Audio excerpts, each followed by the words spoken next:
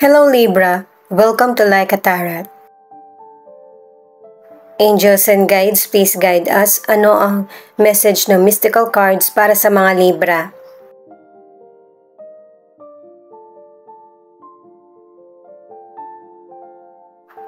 Never give up. Mas i-develop mo sa sarili mo yung positibong pananaw at saka pag-uugali. Peace. Mas makakaigi na mabuhay ng payapa at kung masama man ang loob mo, iwan mo muna yung sitwasyon.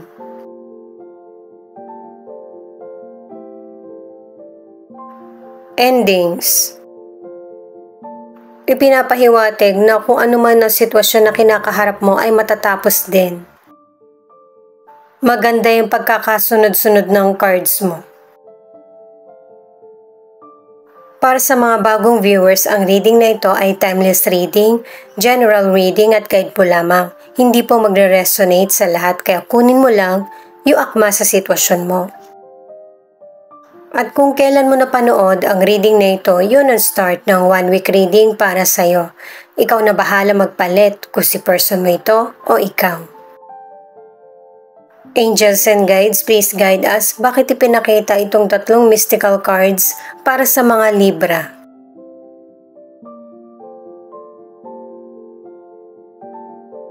Ito yung card mo para sa Never Give Up.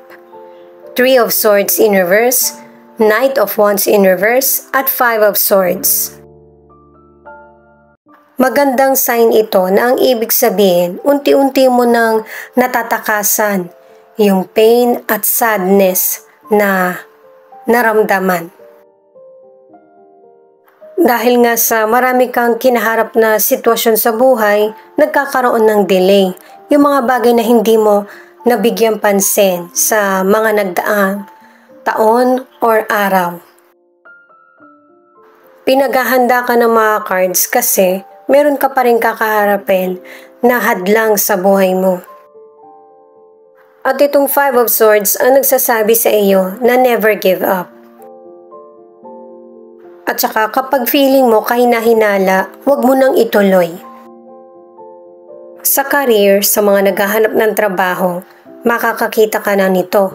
May magandang oportunidad na magbibigay sa iyo na ikakagaan ng buhay mo. May trabaho ka man o wala, yung mga nangyayari sa atin ay temporary lang. Malalagpasan mo yung mga bad times sa buhay mo. Ang advice sa career, kung hindi ka masaya sa career mo, kailangan mo mamili kung magtitiis ba or maghanap na lang ng bago. Single ka man or nasa relationship, natatanggap mo na overcome mo na at naiintindihan yung sitwasyon. Itong peace na card naman ang alamin natin. Wala ka na sa problema, natapos mo na, single ka man or nasa relationship, pero nahihila ka pa rin sa problem or situation. Kasi may past person na babalik or may person na nag-uungkat ng nakaraan. At ang advice ng mga cards ay mabuhay ka sa present at yung mabuhay ka sa katotohanan, kung ano ba yung totoong feelings mo sa sitwasyon. At ang advice sa mga single ay hindi mo kailangan isipin na yung bawat person na makakarelasyon mo or makikilala ay the one. Kasi tatlong cards na yung nagsasabi na marami ka pang makikilala. 10 of Pentacles, the Strength, at the Devil. Ibig sabihin nito guys, natagpuan mo na yung kasiyahan, kaligayahan sa buhay. Kasi magkakaroon ng prosperity at saka success. Maganda rin ang relasyon mo sa kapwa mo at pinapakita yung katatagan mo sa sitwasyon mo ngayon. Kasi kung titingnan mo, present na ito. Di ba nabanggit ko nga kanina sa unang cards na may person na nagbabalik, yung ganun, yung past person mo. Kasi maganda na yung estado ng buhay mo. At ito yung panahon na mas lalo ka nagiging attractive sa kapwa or sa past person mo. Di ba pinaalalahanan ka na ng cards na kapag tingin mo kay nahinala, wag mo nang ituloy. Sa financial, marami kang natutunan sa karir mo. Kaya nagiging maganda yung estado ng financial mo. Mag-save ka ng money pero mag-enjoy ka din. Sa mga nasa relationship, pagkatapos ng mga pinagdaan ng problema, ay magkakaroon ng kapayapaan ang relasyon nyo ng person mo. Itong endings naman ang alamin natin. Ang ilan naman na nasa relationship, nagkaroon kayo ng problema ng person mo na nauulit-ulit na nangyari sa past. Pero ito yung nagiging daan para mas lalo kayong maging close. At saka ang ilan sa inyo, ang relationship, yung bang palaging nagbabangayan. Pero yung sa simula pa lang gano'n na talaga kayo. Kapag huminto yung person mo, doon ka na magtaka. Sa mga single, paparating na yung right person na magbibigay sa iyo ng contentment sa buhay. Single ka man or nasa relationship, yung relasyon, hindi yan parang pagkain lang. Kailangan sineseryoso, tinutotoo. King of Pentacles, Six of Wands, at Nine of Swords. Nakadalawang cards ka na deserve mo na magkaroon ng reward.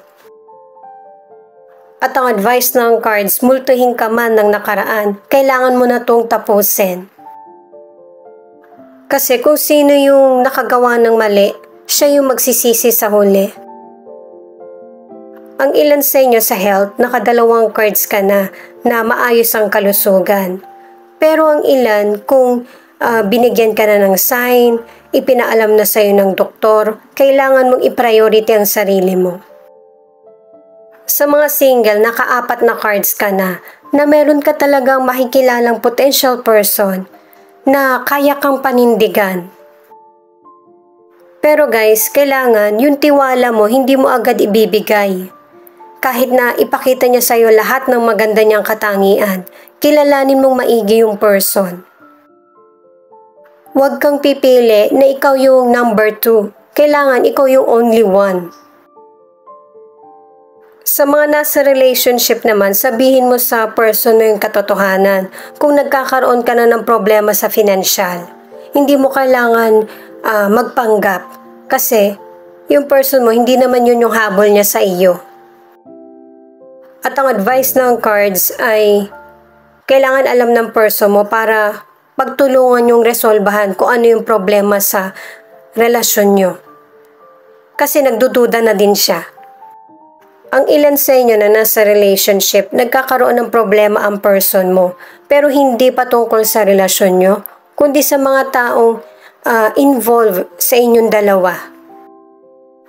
Maybe dahil sa may mga nakikialam or merong gumugulo sa relasyon nyo. Itong 10 of Wands na bottom of the deck, hindi mo na kailangan magkaroon ng agarang desisyon. Suriin mo muna lahat para mapanatili na nasa tamang direksyon ang buhay mo.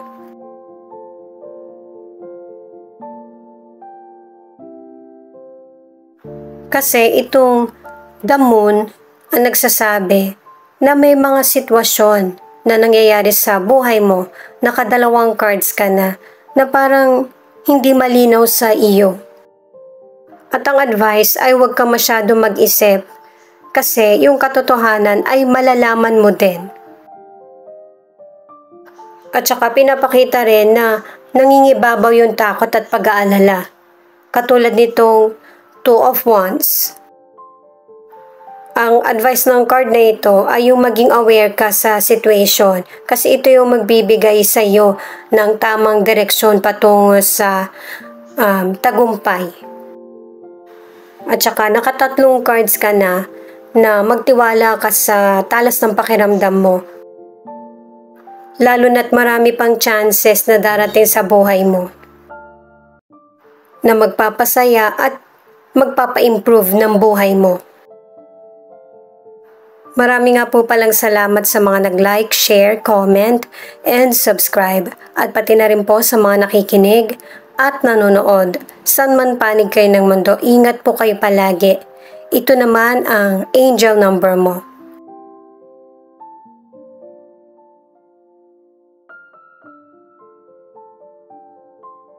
8888. Everything will happen for you all of a sudden, and you will be thankful you didn't give up. Blessings are coming. Type 8888 if you believe.